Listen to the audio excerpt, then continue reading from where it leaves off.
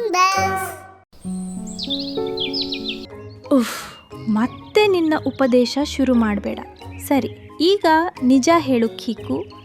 ನನಗೆ ತಿನ್ನಲು ಏನಾದರೂ ತಂದಿದ್ದೀಯಾ? ತಂದೇ ಇರ್ತೀಯ ಬಿಡು, ನೀನು ಯಾವಾಗಲೂ ತರುತ್ತೀಯಲ್ಲ. ಅದು ಮಧ್ಯಾಹ್ನದ ಸಮಯ. ಸೂರ್ಯನು ಅತಿಯಾಗಿ ಸುಡುತ್ತಿದ್ದನು.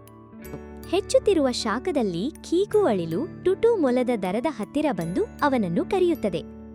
ಅರೆ ಟುಟು, ಇನ್ನು ದರದ ಒಳಗಡೆ ಇದೆಯಾ? ಹೊರಗೆ ಬಾರೋ, ನೀನು ಬೆಳಿಗ್ಗೆಯಿಂದ ನಿನ್ನ ಮುಖವನ್ನೇ ತೋರಿಸಿಲ್ಲ. ಏನ್ ಕೀಕು, ನನ್ನ ನಿದ್ದೆಯಿಂದ ಎಬ್ಬಿಸ್ಬಿಟ್ಟೆ. ನಾನು ಎಂತಹ ಒಳ್ಳೆ ನಿದ್ದೆಯಲ್ಲಿದ್ದೆ ಗೊತ್ತಾ? ಹೇ, ಅರೆ ಮಧ್ಯಾಹ್ನ ಆಗ್ತಾ ಇದೆ ಟುಟು, ನಿನಗೆ ಆಹಾರ ಹುಡುಕಲು ಹೋಗ್ಬೇಕಲ್ವೇ? ನಾನು ಬೆಳಿಗ್ಗೆ ಎದ್ದಿದ್ದೆ. ನನಗಾಗುವಷ್ಟು ಆಹಾರವನ್ನು ಸಂಗ್ರಹಿಸಿ ದರದಲ್ಲಿ ಇಟ್ಟಿದ್ದೇನೆ.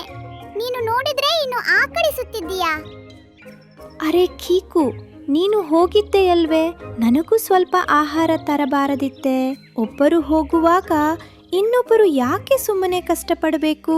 ನೀನೇ ಹೇಳು. ನಿನ್ನನ್ನು ತಿದ್ದಲು ಸಾಧ್ಯವೇ ಇಲ್ಲ ಟುಟು. ನಾನು ಹೇಳ್ತಾ ಇದ್ದೀನಿ, ಇಷ್ಟು ಸೋಮಾರಿತನ ಒಳ್ಳೆಯದಲ್ಲ ನೋಡು. ಓಹೋ, ನಾನು ಸ್ವಲ್ಪ ಮಲಗಿದ್ದಕ್ಕೆ ನೀನು ನನ್ನ ಅಮ್ಮನ ತರಹ ಉಪದೇಶ ಶುರು ಮಾಡಿದೆ ಕೀಕು. ಈಗ ಎದ್ದಿದ್ದೇನಲ್ಲ, ಹಸಿವಾದಾಗ ಹೋಗಿ ಆಹಾರ ಹುಡುಕಿಕೊಂಡು ತಿನ್ನುತ್ತೇನೆ. ಇಷ್ಟು ಬೇಗ ಎದ್ದು ಮಾಡುವುದಾದರೂ ಏನು? ನಿನಗೆ ಹೇಳುವುದೇ ವ್ಯರ್ಥ. ಈಗ ಯಾಕೆ ಹಾಗೆ ಮೂಗು ತಿರುಗಿಸ್ತೀಯಾ? ಹೇಳು, ಉತ್ತರ ಕೊಡು. ನಿನಗೆ ನನ್ನ ಬಗ್ಗೆ ಕಾಳಜಿಯೇ ಇಲ್ಲ. ನಿನ್ನೆ ರಾತ್ರಿ ನಾನು ಎಷ್ಟು ಹೊತ್ತಿನವರೆಗೆ ಎಚ್ಚರವಿದ್ದೆ ಗೊತ್ತಾ? ಅದಕ್ಕೆ ಬೆಳಿಗ್ಗೆ ಏಳಲು ತರವಾಯ್ತು. ಹೌದಾ? ಮತ್ತೆ ಯಾಕೆ ಅಷ್ಟು ತರವಾದಿ ಯಾಕೆ ಎಚ್ಚರವಿದ್ದೆ? ಅದು ಕೀಕು, ರಿಂಕು ಮತ್ತು ಬಿಲ್ಲು ನನ್ನನ್ನು ಕರೆದುಕೊಂಡು ಹೋಗಿದ್ದರು ಹತ್ತಿರದ ಕ್ಯಾರೆಟ್ ತೋಟಕ್ಕೆ. ಅಲ್ಲಿ ನಾವು ತಡರಾತ್ರಿಯವರೆಗೆ ಸಿಹಿಯಾದ ಕ್ಯಾರೆಟ್ ತಿನ್ನುತ್ತಿದ್ದೆವು. ಅದಕ್ಕೆ ಬರುವಾಗ ತಡವಾಯಿತು. ವಾಹ್, ಹಾಗಾದ್ರೆ ಇದರಲ್ಲಿ ತಪ್ಪು ಯಾರದ್ದು? ನಿನ್ನದೇ. ಬರೀ ಮಜಾ ಮಾಡ್ಕೊಂಡೇ ಜೀವನ ಕಳೆದ್ರೆ ಟುಟು, ಒಂದು ದಿನ ಖಂಡಿತ ಪಶ್ಚಾತ್ತಾಪ ಪಡ್ತೀಯ. ನಾವು ಜೀವನದಲ್ಲಿ ನಿಯಮಗಳನ್ನು ಪಾಲಿಸಬೇಕು. ಬೆಳಿಗ್ಗೆ ಬೇಗ ಎದ್ದು ಆಹಾರ ಸಂಗ್ರಹಿಸಿ ಇಟ್ಟುಕೊಳ್ಬೇಕು. ಉಫ್, ಮತ್ತೆ ನಿನ್ನ ಉಪದೇಶ ಶುರು ಮಾಡಬೇಡ. ಸರಿ, ಈಗ ನಿಜ ಹೇಳು ಕೀಕು.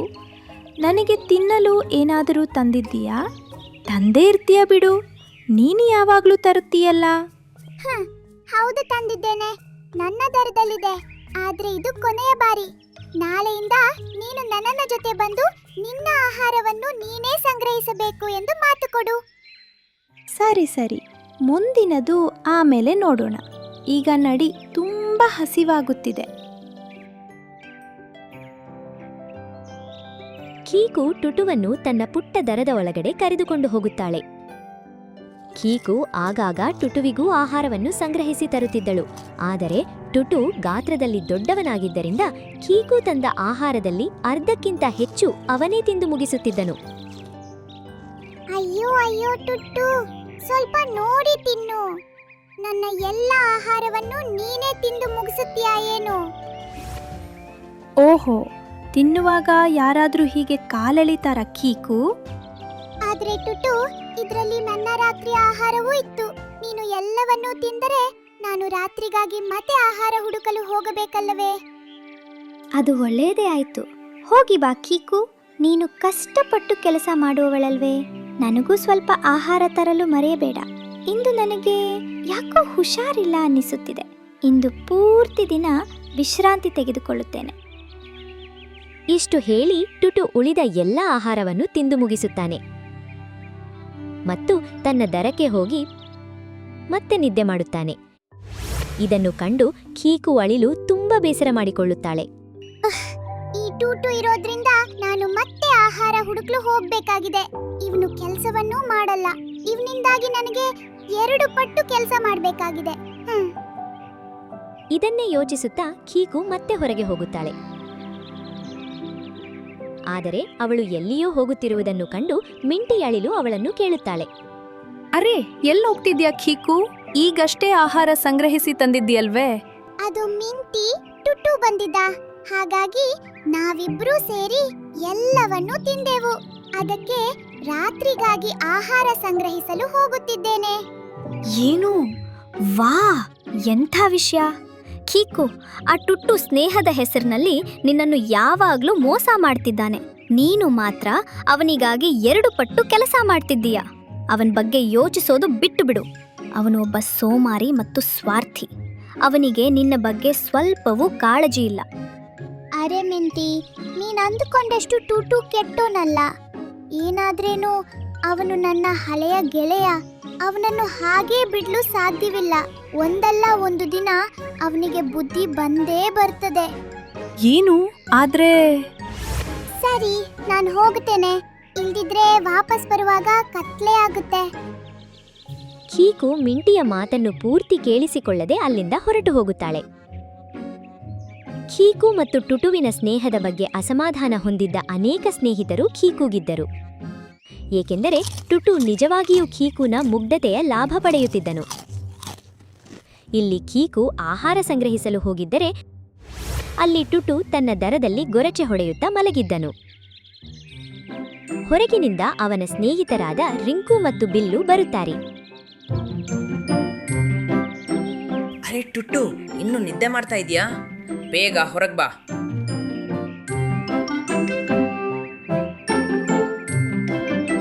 ಅರೆ, ನೀವಿಬ್ರು ಇಲ್ಲಿ ಯಾಕೆ? ಟುಟು, ನಮಗೆ ಒಂದು ವಿಷಯ ತಿಳಿದಿದೆ. ಕಾಡಿನ ಹೊರಗಡೆ ದೊಡ್ಡ ಕ್ಯಾರೆಟ್ ತೋಟವಿದೆ. ನಾವು ಅಲ್ಲಿಗೆ ಹೋಗಬೇಕು. ಏನು? ಕಾಡಿನಿಂದ ಹೊರಗಡೆನಾ? ಹಾಗಾದರೆ ಅದು ತುಂಬಾ ದೂರ ಇರಬೇಕಲ್ಲವೇ? ಹೌದು, ದೂರವಿದೆ.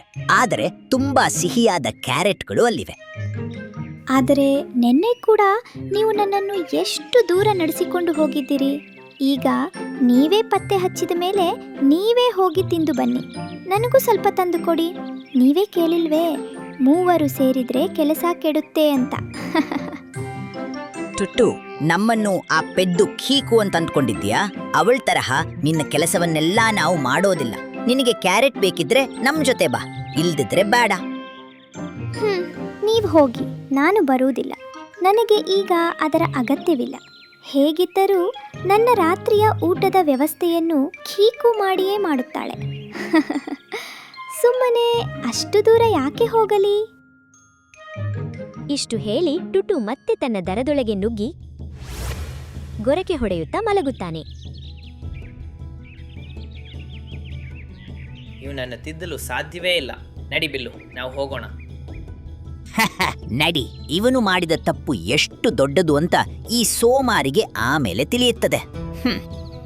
ಬಿಲ್ಲು ಮತ್ತೆ ರಿಂಕು ಅಲ್ಲಿಂದ ಹೊರಟು ಹೋಗ್ತಾರೆ. ಟುಟು ರಾತ್ರಿಯವರೆಗೂ ಮಜವಾಗಿ ನಿದ್ದೆ ಮಾಡ್ತಾನೆ. ಅವನಿಗೆ ಹಸಿವಾದಾಗ ಅವನು ಮತ್ತೆ ಎದ್ದು ಕೀಕುನ ದರದ ಹತ್ರ ಬರ್ತಾನೆ. ಕೀಕು? ಓ ಕೀಕು! ಆದ್ರೆ ಒಳಗಿನಿಂದ ಯಾವುದೇ ಉತ್ತರ ಬರ್ತಿರ್ಲಿಲ್ಲ. ಕೀಕು, ಇವಳು ಇಷ್ಟು ರಾತ್ರಿಯಲ್ಲಿ ಎಲ್ಲಿ ಹೋದಳು? ತುಂಬಾ ಹಸಿವಾಗುತ್ತಿದೆ. ಕೀಕು! ಆಗ ಕೀಕು ಮನೆಯ ಒಳಗಿನಿಂದಲ್ಲ, ಬದಲಾಗಿ ಆಹಾರ ಸಂಗ್ರಹಿಸಿ ಹೊರಗಿನಿಂದ ಬರ್ತಿದ್ಲು. ಅರೆ ಕೀಕು, ಎಲ್ಲಿ ಹೋಗಿದ್ದೆ ನೀನು? ನನಗೆ ಎಷ್ಟು ಹಸಿವಾಗುತ್ತಿತ್ತು ಗೊತ್ತಾ? ನೀನು ಯಾಕೆ ಇಷ್ಟು ರಾತ್ರಿಯವರೆಗೂ ಅಲೆಯುತ್ತಿದ್ದೆ? ಏನು? ಇಲ್ಲ ಇಲ್ಲ, ನಾನು ಸುಮ್ಮನೆ ಅಲೆಯುತ್ತಿರ್ಲಿಲ್ಲ. ಆಹಾರವನ್ನೇ ಸಂಗ್ರಹಿಸುತ್ತಿದ್ದೆ ಟುಟು. ಕಾಡಿನಲ್ಲಿ ಆಹಾರ ಹುಡುಕುವುದು ಅಷ್ಟು ಸುಲಭವಲ್ಲ. ನೋಡು ನನ್ನ ಸ್ಥಿತಿ ಹೇಗೆ ಆಗಿದೆ ಅಂತ. ಸರಿ ಸರಿ, ಈಗ ಅದೆಲ್ಲ ಬೇಡ ಬಿಡು ಕೀಕು. ನನಗೆ ಬೇಗ ಏನಾದರೂ ತಿನ್ನಲು ಕೊಡು. ತುಂಬ ಹಸಿವಾಗುತ್ತಿದೆ. ನಿನಗಾಗಿ ಕಾಯುತ್ತಾ ನಿನ್ನ ದರದವರೆಗೆ ನಾನೇ ನಡೆದುಕೊಂಡು ಬರಬೇಕಾಯಿತು. ಯಾವಾಗಲೂ ನೀನೇ ಬರ್ತಾ ಇದ್ದೆ. ಸರಿ ತಗೋ, ಇದನ್ನು ತಿನ್ನು.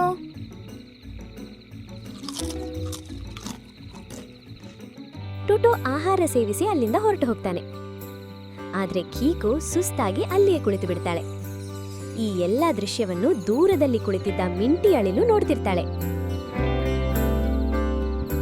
ಅಯ್ಯೋ ಕೀಕು, ನೀನ್ ನೋಡ್ಲು ತುಂಬಾ ಅನಾರೋಗ್ಯದಿಂದಿರುವಂತೆ ಕಾಣುತ್ತಿದ್ದೀಯಾ? ನಿನಗೆ ಹುಷಾರಿಲ್ವೇ? ಈ ಟುಟ್ಟು ನಿನ್ನ ಗೆಳೆಯನಲ್ವೇ? ಆದ್ರೂ ಅವನಿಗೆ ನಿನ್ನ ಸ್ಥಿತಿ ಕಾಣಿಸ್ಲಿಲ್ವೇ? ಅವನಿಗೆ ಹಸಿವಾಗಿತ್ತು ಮಿಂಟಿ, ಅದಕ್ಕೆ ಅವನು ಗಮನಿಸ್ಲಿಲ್ಲ. ಆದ್ರೂ ನನ್ನ ಸ್ಥಿತಿ ಅಷ್ಟೇನೂ ಕೆಟ್ಟಿಲ್ಲ ಬಿಡು. ಅದ್ಯಾಕೆ? ಆದ್ರೆ ನೀನು ಹೀಗೆ 2 ಪಟ್ಟು ಕೆಲಸ ಮಾಡಿದ್ರೆ ನಿನ್ನ ಆರೋಗ್ಯ ಇನ್ನಷ್ಟು ಹದಗೆಡುತ್ತದೆ. ಅವನಿಗೆ ನಿನ್ನ ಬಗ್ಗೆ ಕಾಳಜಿ ಇಲ್ಲದಿದ್ರೆ ನೀನಾದ್ರೂ ನಿನ್ನ ಆರೋಗ್ಯ ನೋಡ್ಕೊಳ್ಬಾರ್ದೆ ಕೀಕು? ಸರಿ ಮಿಂಟಿ, ನಾನು ಗಮನ ಹರಿಸ್ತೇನೆ.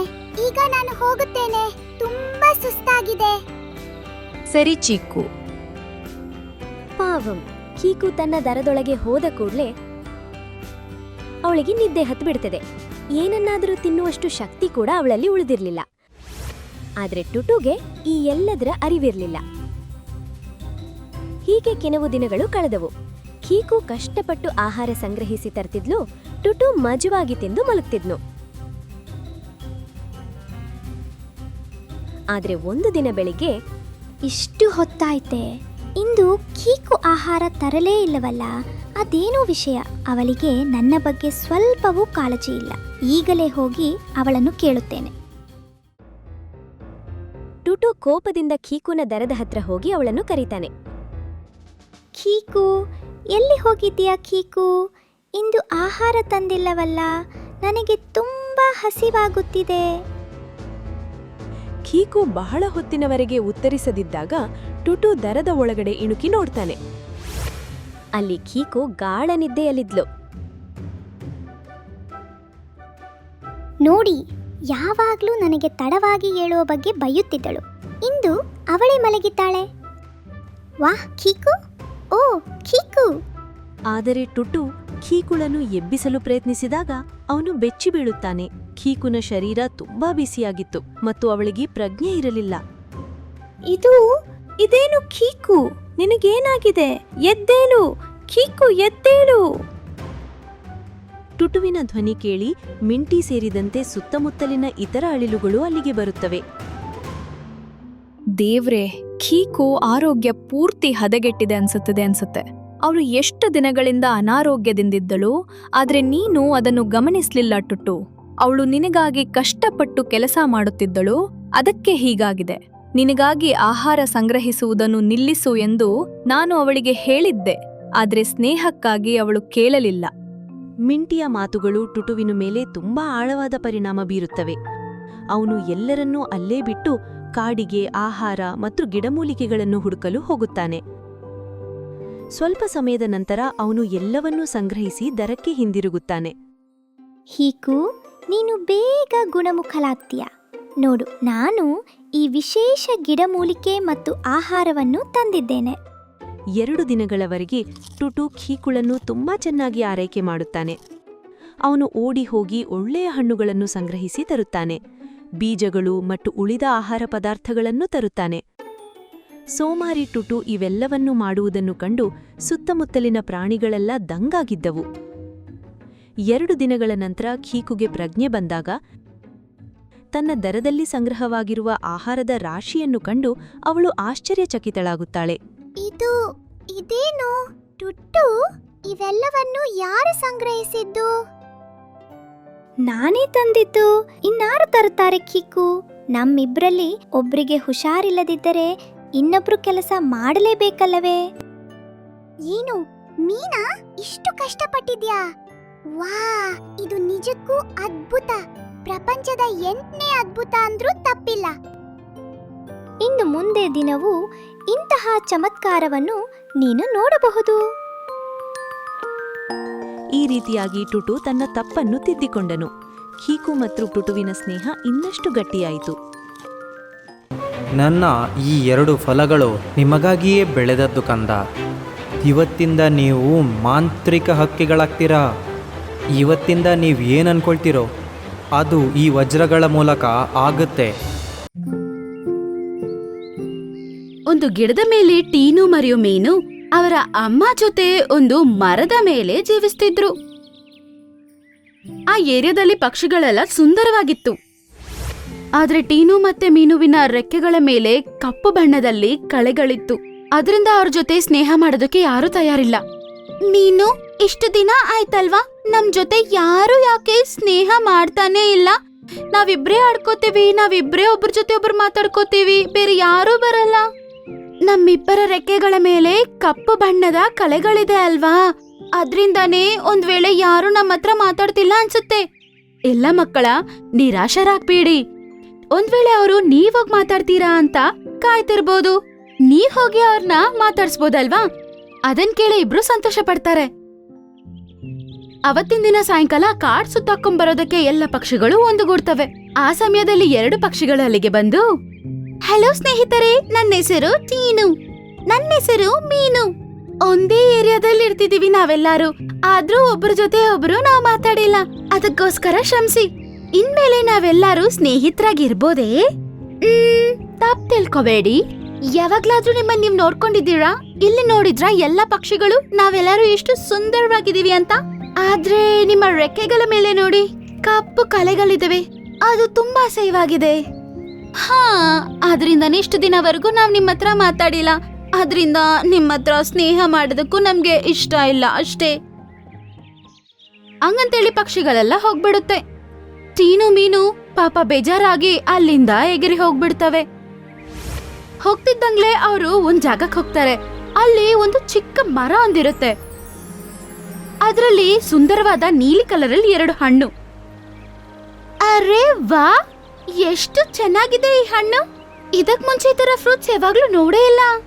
ಹಾ, ಇದಕ್ ಮುಂಚೆ ನೋಡೂ ಇಲ್ಲ, ಆದ್ರೆ ಈ ಸಲ ತಿಂದ್ ನೋಡೋಣ ಇದರ ಟೇಸ್ಟ್ ಹೆಂಗಿದೆ ಅಂತ. ಹಂಗಂತ ಹೇಳಿ ಇಬ್ರು ಮರದ ಹತ್ರ ಹೋಗಿ ಆ 2 ಹಣ್ಣುಗಳನ್ನ ತಿನ್ನಕ್ ಪ್ರಾರಂಭಿಸ್ತಾರೆ. ಅರೆ ವಾ, ಇಷ್ಟು ರುಚಿಕರವಾದ ಫ್ರೂಟ್ ಇದಕ್ ಮುಂಚೆ ತಿಂದೇ ಇಲ್ಲ. ಹಾ, ಸರಿಯಾಗಿ ಹೇಳ್ದೆ. It's so tasty. ಇಬ್ರು ತುಂಬಾ ಮಜವಾಗಿ ತಿನ್ನಕ್ ಪ್ರಾರಂಭಿಸಿದ್ರು. ಅವರಿಬ್ರು ಹಣ್ಣು ತಿಂದ್ಬಿಟ್ಮೇಲೆ ನೋಡ್ತಾರೆ, ಹಣ್ಣಿನ ಬೀಜ ಇರುವ ಸ್ಥಳದಲ್ಲಿ ಒಂದು ನೀಲಿ ಕಲರ್ ವಜ್ರ ಇತ್ತು. ಅರೆ, ಇದೆಂತಹ ಮಾಯಪ್ಪ, ಈ ಹಣ್ಣುಗಳ ಬೀಜ ಇರುವ ಬಳಿ ಇಷ್ಟು ಸುಂದರವಾದ ನೀಲಿ ಕಲರ್ ವಜ್ರ ಇದೆ. ಅವಾಗ ಸಡನ್ ಆಗಿ ಮರದಿಂದ ಆ ವಜ್ರ ಕೆಳಗಡೆ ಬಿದ್ದು ಅವರ ತಲೆ ಮೇಲೆ ಹೋಗಿ ಕೂತ್ಕೊಳ್ಳುತ್ತೆ. ಅರೆ, ಇದ್ ಹೆಂಗ್ ನಡೆಯಕ್ ಸಾಧ್ಯ? ಅಯ್ಯೋ, ಇದೋಗ್ ನಮ್ ತಲೆ ಮೇಲೆ ಗಟ್ಟಿಯಾಗಿ ಕುತ್ಕೊಂಡ್ಬಿಟ್ಟಿದೆ ಬೇರೆ.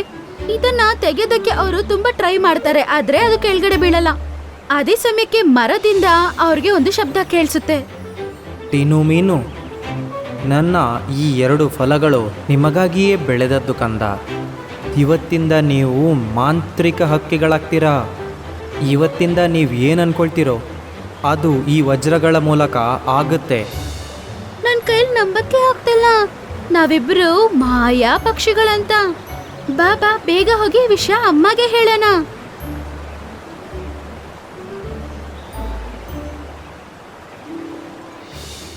ಹಂಗಂತೇಳಿ ಇಬ್ರು ಅವ್ರ ಅಮ್ಮ ಹತ್ರ ಹೋಗಿ ನಡೆದ ಎಲ್ಲಾ ವಿಷಯನೂ ಹೇಳ್ತಾರೆ.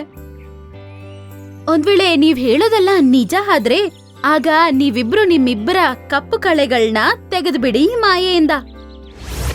ಅದನ್ ಕೇಳಿಸ್ಕೊಂಡು ಇಬ್ರು ಒಬ್ರನ್ನೊಬ್ರನ್ನ ನೋಡ್ಕೊಂಡು ಈಗಂತಾರೆ, ನಾನೇನ್ ಅನ್ಕೋತಿದ್ದೀನಂದ್ರೆ ಮೀನು ರೆಕ್ಕೆಗಳ ಮೇಲೆ ಇರುವ ಕಪ್ಪು ಕಳೆಗಳು ಮಾಯ ಆಗ್ಬೇಕು.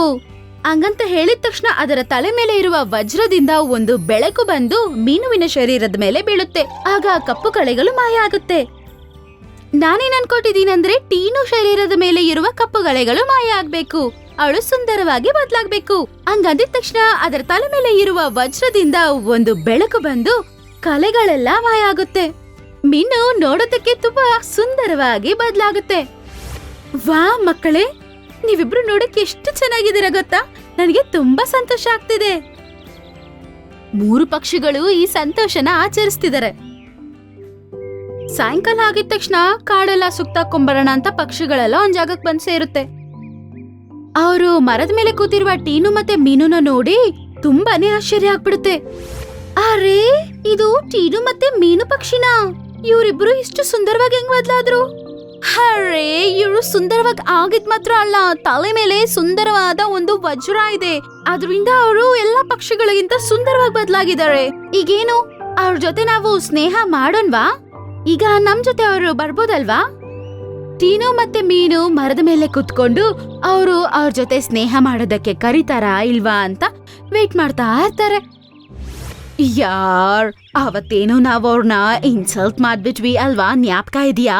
ಸುಂದರವಾಗಿಲ್ಲ, ಅಸಹ್ಯವಾಗಿದ್ದೀವಿ ಅಂತ.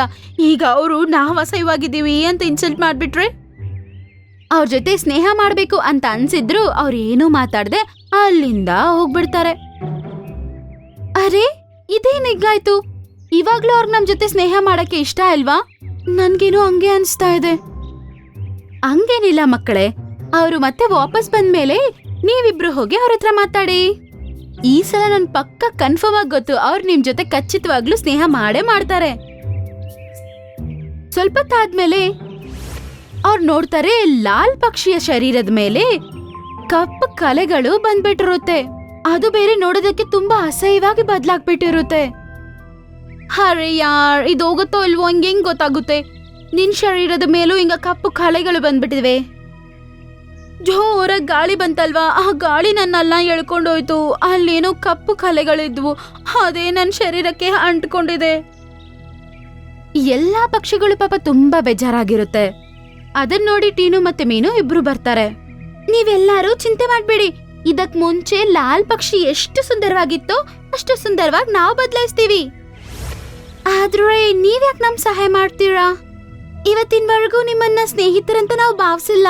ಆದ್ರೆ ನೀವಿವಾಗ ಕಾಡಲ್ಲೇ ಸುಂದರವಾದ ಪಕ್ಷಿಗಳು. ನಿಮ್ಮ ಸಹಾಯ ತಗೊಳ್ಳೋದಕ್ಕೆ ನಮ್ಗೆ ಲಾಯಕ್ ಇದೆಯಾ? ಹಂಗೇನಿಲ್ಲ, ಪಕ್ಷಿಗಳು ಎಲ್ಲ ಸುಂದರವಾಗೇ ಇದೆ. ನಮ್ಮ ಮಧ್ಯೆ ಈ ತರ ಭೇದ ಭಾವ ಏನು ಬೇಡ. ಹಂಗಂತ ಟೀನು ಹಿಂಗನ್ನುತ್ತೆ. ನಾನೇನ್ ಅನ್ಕೋತಿದ್ದೀನಂದ್ರೆ, ಇವರ ಶರೀರದ ಮೇಲೆ ಇರುವ ಕಪ್ಪ ಕಲೆಗಳ ಎಲ್ಲ ಮಾಯ ಆಗಿ ಮತ್ತೆ ಸುಂದರವಾಗಿ ಬದಲಾಗ್ಬೇಕು. ಹಂಗೇಳ್ತಿದ್ದಂಗ್ಲೆ ವಜ್ರದಿಂದ ಒಂದು ಬೆಳಕು ಬಂದು ಲಾಲ್ ಪಕ್ಷಿಯ ಶರೀರದ ಮೇಲೆ ಬಿದ್ದು ಕಲೆಗಳು ಎಲ್ಲ ಮಾಯ ಆಗ್ಬಿಡುತ್ತೆ. ನನ್ನನ್ನ ಕ್ಷಮಿಸು ಟೀನು ಮೀನು, ನಿಮ್ಮ ಜೊತೆ ನಾವು ಇಂತಕ್ ಮುಂಚೆ ಸ್ನೇಹ ಮಾಡೋದಿಲ್ಲ ಅಂದ್ವಿ. ದಯವಿಟ್ಟು ನನ್ನನ್ನ ಕ್ಷಮಿಸು. ನೀವೇನು ಅನ್ಕೋದೆ ನಮ್ಮ ಜೊತೆ ಸ್ನೇಹ ಮಾಡ್ತೀರಾ? ಇಬ್ರು ತುಂಬಾ ಸಂತೋಷ ಪಟ್ಟು ತಲೆ ಅಲ್ಲಾಡಿಸ್ತಾರೆ. ಇವಾಗ ಎಲ್ಲ ಪಕ್ಷಿಗಳ ಜೊತೆ ಸೇರಿ ಸುತ್ತಾಡ್ಕೊಂಬರಕ್ಕಂತ ಹೋಗ್ತವೆ. ಟೀನು ಮತ್ತೆ ಮೀನುವಿನ ಅಮ್ಮ ಸಂತೋಷ ಪಡ್ತಾಳೆ, ಮತ್ತೆ ಗೂಡಲ್ಲೇ ಕುತ್ಕೊಂಡು ಮಕ್ಕಳಿಗೆ ರೆಕ್ಕೆ ಅಲ್ಲಾಡಿಸ್ತಾ ಟಾಟಾ ಹೇಳ್ತಾಳೆ.